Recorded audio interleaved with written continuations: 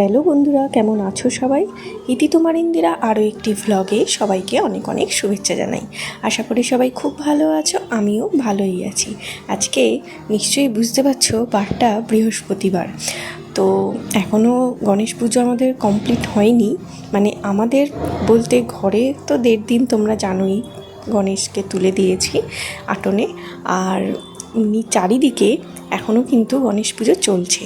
তো যাই হোক, চলো এখন সকাল সকাল উঠে আমার এই শুরু হলো সকালটা। বৃহস্পতিবারের সকাল সকাল উঠে পুজো করে একদম পুরো এখন রেডি। এখন শান্ত হয়ে আছে ফ্রেশ হতে, তারপর ও এলে আমরা কফি খাবো। তো চলো তোমাদেরকে একটু ওয়েদারটা দেখিয়ে দিই।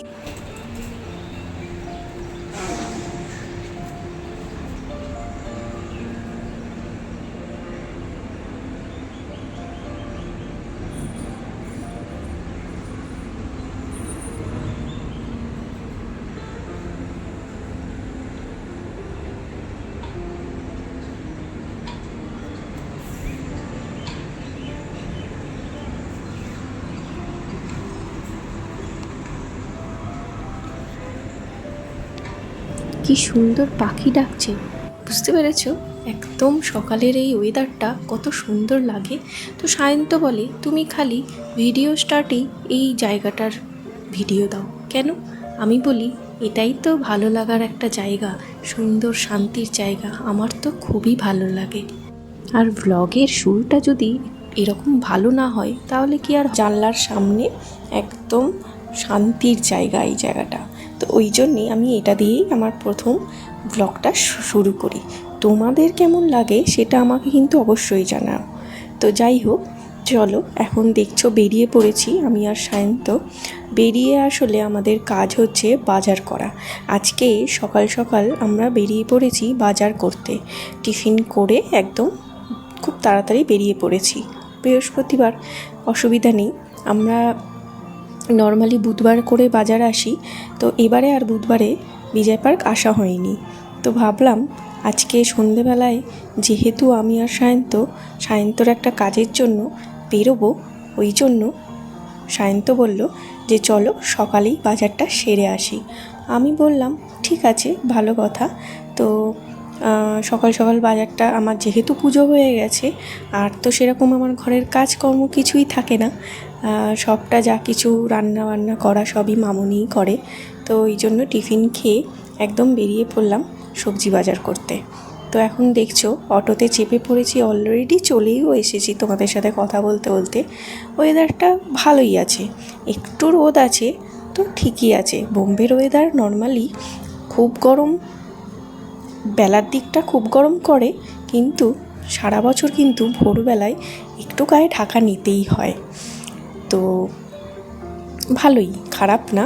তবে দিনের বেলাটা আমি একটু বেরোনো অ্যাভয়েড করি, কারণ যেহেতু আমার রোদে অ্যালার্জি আছে, মানে কি বলবো, মাইগ্রেন রয়েছে বলে রোদের বেরোতে আমি একটু অ্যাভয়েড করি। তো কী আর করা যাবে, ওবেলা যেহেতু সায়ন্তর কাজ আছে, ওই সঙ্গে যাব, ওই জন্য ভাবলাম না, বেরিয়েই পড়ি। বাজারটাও ঘরে প্রায় শেষ হয়ে এসছে। তো একদম শেষ হওয়ার সাথে সাথে একটু এনে দেওয়াটা বেটার, তাই না?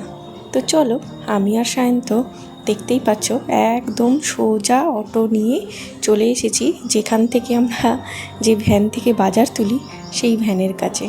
তো এই যে, তো এখানে এখন চলে এসেছি। আর বিশেষ করে এই সকাল টাইমটা বাজারে এলে একটা বেশ ভালো লাগে। কীরকম ভালো লাগে, ফ্রেশ ব্যাপারটা পাওয়া যায়। তোমরা দেখো, পুরো যেন মনে হচ্ছে টাটকা সবজি। স্বাভাবিক, সকালবেলাতে তো টাটকা সবজি থাকাটাই স্বাভাবিক, তাই না?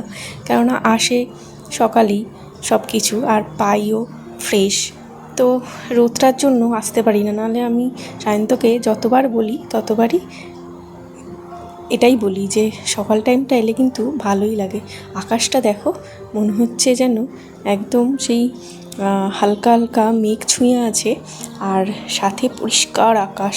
খুব সুন্দর একটা মানে ব্যাপার লাগছে, তাই না? ভালো লাগছে। আর সবজি তো নেওয়া হয়েই গেছে, আর যেটা দেখালাম তোমাদেরকে সেটা হচ্ছে পাকা পেঁপে। এখানে বেশ খুব ভালো এরকম পাকা পেঁপে পাওয়া যায়। তো সায়ন্ত বলল দেখে যে নেবে।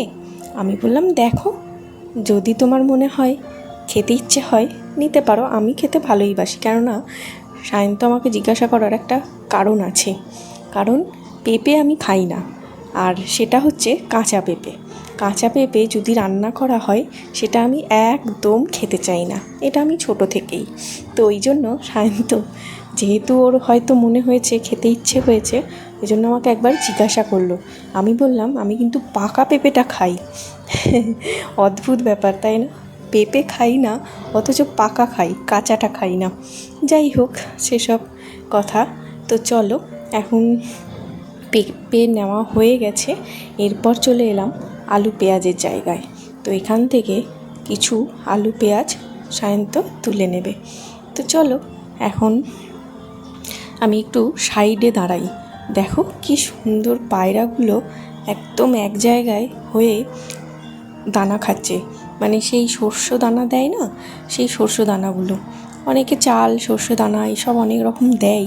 এখানে আমি দেখেছি এই বেশিরভাগ বোম্বের যে কোনো প্রান্তে একটু ফাঁকা এরিয়া বা একটা নির্দিষ্ট এরিয়ার মধ্যে এরকম পায়রাদের শস্য দানা ছড়িয়ে রেখে দেয়, আর ওরা এক জায়গায় ঠিক এসে একসাথে বসে কী সুন্দর খুঁটে খুঁটে খেতে থাকে না?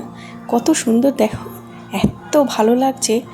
আর আমি সাইড হয়ে দাঁড়াবো কি, এই জিনিসটা দেখতেই আমার এত ভালো লাগছে।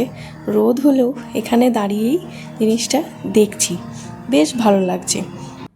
চলো ওদিকে সায়ন্তর বাজার মোটামুটি কমপ্লিট হয়ে গেছে নেওয়া, এখন আমরা অটো ধরব। রোদ বাইরে দেখো কত রোদ। আমরা গ্রামে যাব, আমরা গাড়ি খুঁজছি, গ্রামে যাব। গ্রামে যাবে তো? গ্রামের বাড়ি মেরা গাঁও।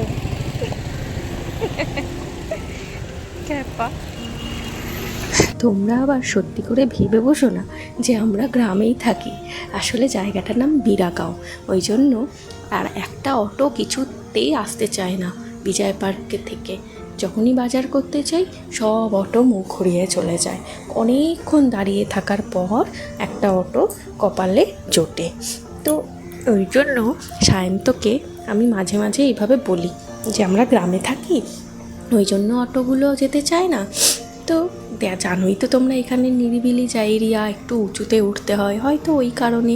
আর যেহেতু হাইওয়ে ক্রস করতে হয়, অনেক অটো ওই জন্য আসতে চায় না। জানি না কেন, কারণ আজও বুঝি না। তো বিজয় পার্কে তো আমরা আগে থাকতাম, এখন এখানে থাকি। তো যাই হোক চলো এখন বিজয় পার্কের কথা থাক, এখন আমরা বেরিয়েছি বিকেলবেলায়। ওই যে বললাম সায়ন্তর একটা কাজ রয়েছে, তো ওই জন্য আমরা বেরিয়ে পড়েছি। 6:30 বাজে, চা খেয়ে সন্ধে দিয়ে একদম গোপালকে সেবা দিয়ে বেশ বেরিয়ে পড়েছি। তো আমি সায়ন্তকে বললাম যে এই সন্ধেবেলায় সবসময় বেরোতে ভালো লাগে না, একটু দিন থাকতে থাকতে চলো বেরোই, আবার তাড়াতাড়ি ঘরে ফিরে যাব, কাজ তো 10টা মিনিট। তো এই যে দেখো কি আসবো, এই এখন অফিস থেকে ফেরার পালা সব, তাই জ্যাম লেগে গেছে, প্রচণ্ড জ্যাম লেগেছে। আমরা এখন মেট্রো স্টেশন যাচ্ছি, জানি না কখন পৌঁছাবো, দেখা যাক ধীরে ধীরে আস্তে আস্তে কতক্ষণে পৌঁছতে পারি। এই টাইমটায় এরকম জ্যাম লেগে যায়। তো চলো যাই।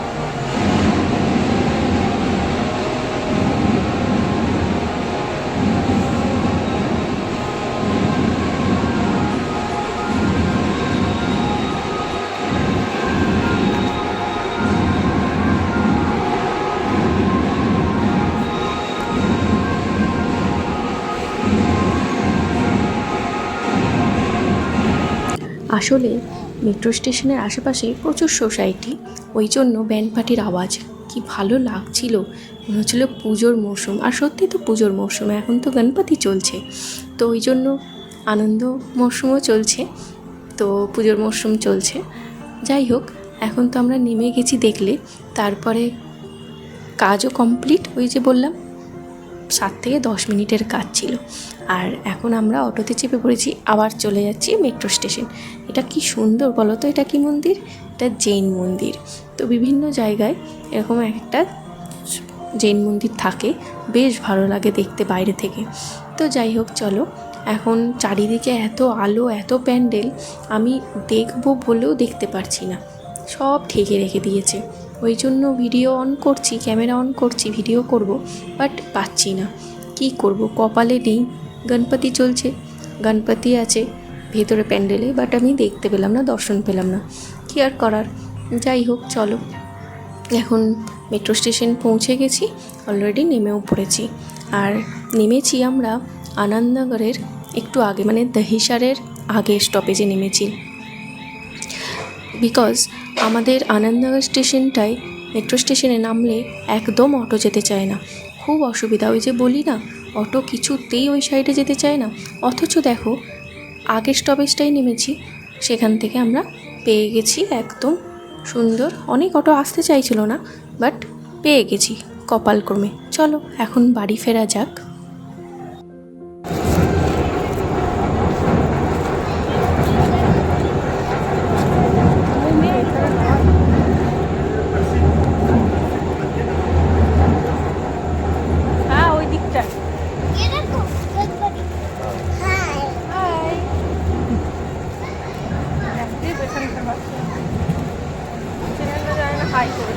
এখনকার ছোট বাচ্চারা এত অ্যাক্টিভ, কি বলবো। চেনে না, জানে না, অথচ হাই করলো, বেশ ভালো লাগে। তো বাইরের সোসাইটিতে একদম ফ্রন্টেই গণপতি পুজোর প্যান্ডেল করে বলে তোমাদের সাথে একটু শেয়ার করতে পারলাম। যাই হোক, চলো আজকের মতো ব্লগটা এখানেই শেষ করছি। তোমাদের কেমন লাগলো অবশ্যই জানিও। ভালো লাগলে একটা লাইক করো, শেয়ার করো, কমেন্ট করো। সবাই খুব ভালো থেকো, সুস্থ থেকো, সাবধানে থেকো। দেখা হবে তোমাদের সাথে আবারও খুব শিগগিরই পরের একটা নতুন ব্লগ নিয়ে।